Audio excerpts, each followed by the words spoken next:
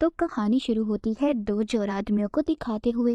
ये जेवर को चोरी कर रहे थे। वो लोग जेवर तो चोरी कर लेते हैं, पर उस जगह पर एक बिल्ली थी जो एक चोर पर हमला कर देती है। उसकी गर्दन पर बिल्ली के पंजे गड़ गए थे। थोड़ी ही देर बाद वो आदमी पागल सा होने लगा था और अपने ही साथी को काट लेता है। जब वो अपने साथी को काट रहा था, इसी हाथापाई में वो पानी में गिर जाता है और पहुंच गया था गंगनम शहर में। पर जब वो पानी से बाहर आता है तो पूरी तरह ज़ॉम्बी में बदल चुका था। वो अब शहर की तरफ निकल पड़ता है। इसके बाद हम हियोन सुक नाम के एक लड़के को देखते हैं जो सोकर उठा था और फ्रेश होकर अपने काम पर निकल जाता है। उधर दूसरी तरफ वो ज़ॉम्बी जो इस शहर में आ गया था, वो एक जानवर को मारकर खा रहा था। वो आदमी अभी पूरी तरह ज़ॉम्बी में बदला नहीं था। जब लोग उससे बात करने की कोशिश करते हैं तो वो भाग जाता है और टकराता है हियोन सुक से। वो भी उस आदमी से बात करने ही वाला था, पर तभी उसे अपनी एक दोस्त नजर आती है जिसका नाम मिंजिंग था। उसको कुछ लड़के वहाँ पर तंग कर रहे थे,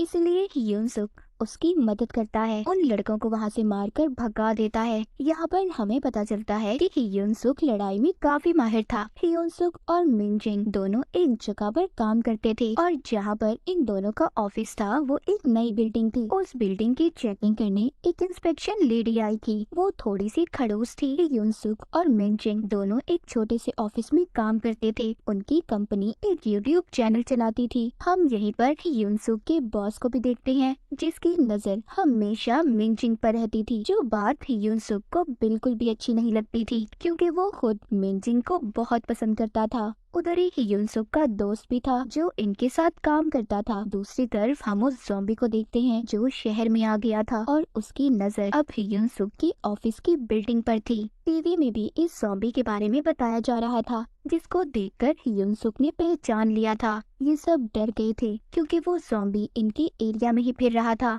थोड़ी देर बाद हियोन सुक की ऑफिस में पानी वाला आता है। तभी इनका बॉस उसको देखकर छुप जाता है क्योंकि इनका काम इतना खराब था, ये पानी वाले को भी पैसे नहीं दे पाए थे। खैर पानी वाला तो चला गया था। जब वो अपनी गाड़ी के पास जाता है तो उसको वो ही ज़ॉम्बी ने आकर काट लिया था और उसका खून पीने लगता है। जब वो ज़ॉम्बी पानी वाले को मारकर खड़ा होकर गाड़ी के शीशे में देखता है तो खुद को देखकर रोने लगता है। इसका मतलब ये था कि ज़ॉम्बी के अंदर कहीं ना कहीं इंसानियत बाकी थी, पर अब वो और भी ज्यादा पागल होने लगा था। उधर बिल्डिंग के अंदर इंस्पेक्शन लेडी जब बाथरूम को चेक करती है तो गार्ड्स को बहुत डांटती है। कहती है इतने गंदे बाथरूम क्यों हैं? मैं तुम्हें इस बिल्डिंग से निकलवा दूंगी। पर तभी वो चीखने चिल्लाने की आवाजें सुनते हैं। इंस्पेक्शन लेडी जब बाहर आती है तो बिल्डिंग में एक भगदड़ मची हुई थी। एक ऑफिस के अंदर से लोग भाग रहे थे। वो इंस्पेक्शन लेडी जब देखती है तो उसके तो होश ही उड़ गए थे। उस ऑफिस में बहुत से लोग ज़ॉम्बी बन चुके थे। उस गैंगनम ज़ॉम्बी ने बहुत से लोगों को काट कर अपने जैसा ज़ॉम्बी बना दिया था। यहाँ से शुरू हुई थी सबकी बर्बादी। इंस्पेक्शन लेडी सबसे पहले गार्ड से कहकर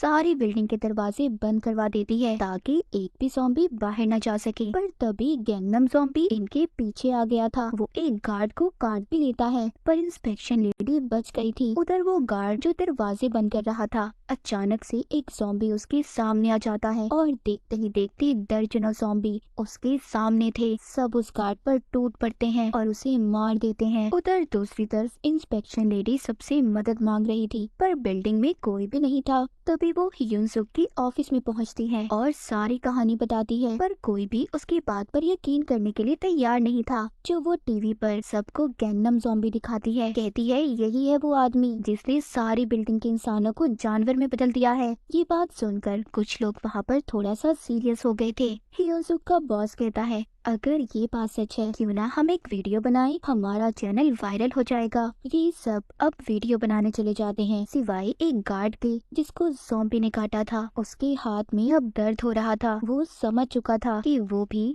अब ज़ॉम्बी बनने वाला है। उधर बाकी के लोग जब वीडियो बनाने गए थे वो हल्का सा दरवाजा खोलकर वीडियो बनाते हैं, पर एक ज़ॉम्बी उन्हें वीडियो बनाते हुए देख लेता है और मिंजिंग को पकड़ लेता है। उस एक ज़ॉम्बी की वजह से बाकी के ज़ॉम्बी भी इनके पास आने लगे थे, पर हियोन सुक ने सही वक्त पर दरवाजे को बंद कर दिया था और दोबारा से ये ऊपर की तरफ आने लगते हैं। हियोन सुक के बॉस को भी एक अच्छी वीडियो मिल गई थी, लेकिन तभी ये अपने सामने गैंगनम ज़ॉम्बी को देखते हैं। युनसुक उससे लड़ता है, उसका मुकाबला करता है, पर आखिर में ज़ॉम्बी उस पर भारी पड़ रहा था। वो ज़ॉम्बी बॉस पर भी हमला करने वाला था, पर बॉस अपनी जान बचाने के पीछे युनसुक के दोस्त को ज़ॉम्बी के आगे फेंक देता है। युनसुक भी अपने दोस्त को नहीं बचा पाया था, वो बेचारा मर गया था। ये सब अब अपने ऑफिस के अंदर आ गए थे। ये आकर अपने बॉस से बहुत लड़ता है कि इसकी वजह से उसका दोस्त मर गया। मिनजिंग उनकी लड़ाई छुड़वाती है।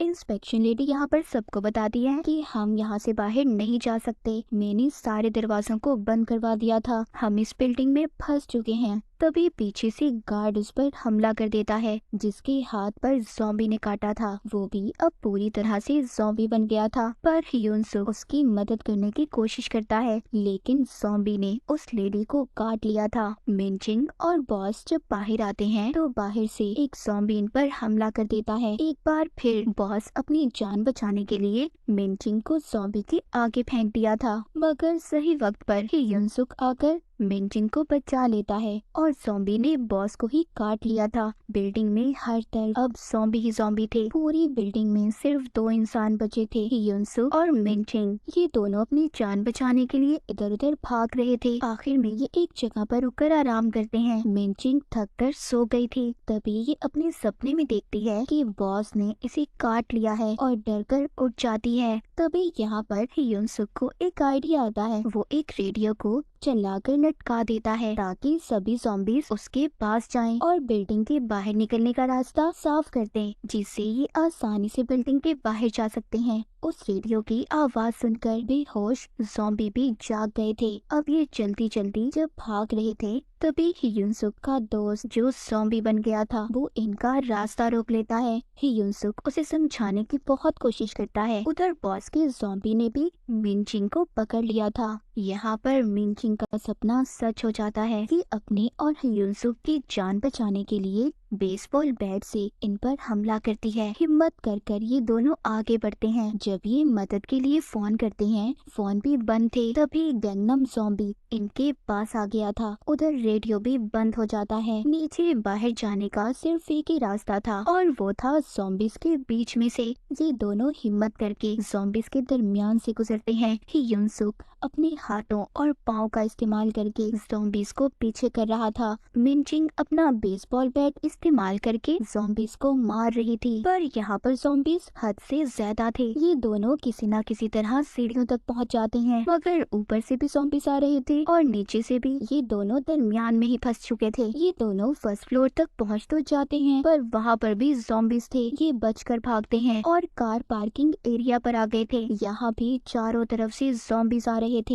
युनसुक मिनजिंग को गाड़ी में बिठाकर गाड़ी को बंद कर देता है और खुद अकेला ही ज़ॉम्बी से मुकाबला करने लगता है, लेकिन ज़ॉम्बीज गाड़ी के अंदर मिनजिंग को भी घेर लेते हैं। ज़ॉम्बीज की तादाद बढ़ने लगी थी, जिससे गाड़ी में रेडियो भी चल जाता है। फिर यहाँ पर और भी ज़ॉम्बीज आना शुरू हो गए थे। युनसुक लड़ते लड़ते गाड़ी के ऊपर चढ़ गया था, पर यहाँ पर भी इसके पीछे ज़ॉम्बीज आ रहे थे। युनसुक उनसे बहुत लड़ता है। आखिर में सारे ज़ॉम्बीज युनसुक के ऊपर चढ़ गए थे। यहाँ पर हमें देखकर ऐसा लग रहा था कि युनसुक भी अब मर जाएगा, पर ऐसा नहीं था। सही वक्त पर मिनजिंग फायर एस्टिमेशन लेकर आ जाती है और सारे ज़ॉम्बीज पर स्प्रे कर कर युनसुक से उन्हें दूर कर देती है। ये सारे ज़ॉम्बीज तो भाग गए थे, पर जब ये थोड़ा आगे जाते हैं तो आ जाता है गैंगनम ज़ॉम्बी, जो अब और भी ज्यादा ताकतवर हो गया था, जो युनसुक पर हमला कर देता है। वो इसके हर वार का पलट कर वार कर रहा था। मार का भी उस ज़ॉम्बीज पर कोई असर नहीं हो रहा था। काफी देर तक युनसुक गैंगनम ज़ॉम्बी से लड़ता रहता है। तभी वहाँ पर इंस्पेक्शन लेडी भी आ जाती है। गैंगनम ज़ॉम्बी इनसे मर तो नहीं रहा था, पर मिनजिंग उसको धक्का देती है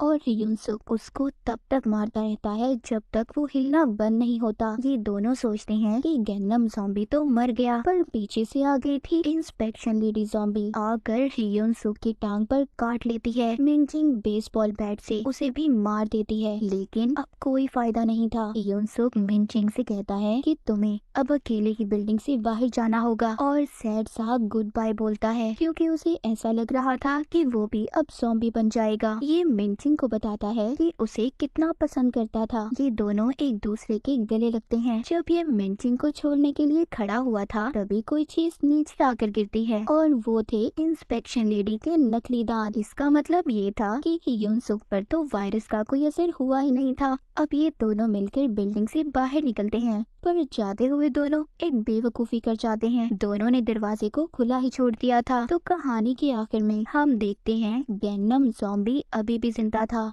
वो भी उठकर बाहर की तरफ जाने लगता है। मतलब अब ये बर्बादी पूरे शहर में फैलने वाली थी। अब शुरू होने वाला था ज़ॉम्बी एपोकलिप्स। क्या ये ज़ॉम्बी अब पूरे शहर में तबाही फैलाने वाला था? तो क्या होगा गैंगनम शहर का हाल? और इसी के साथ ये कहानी यहीं पर खत्म हो जाती है।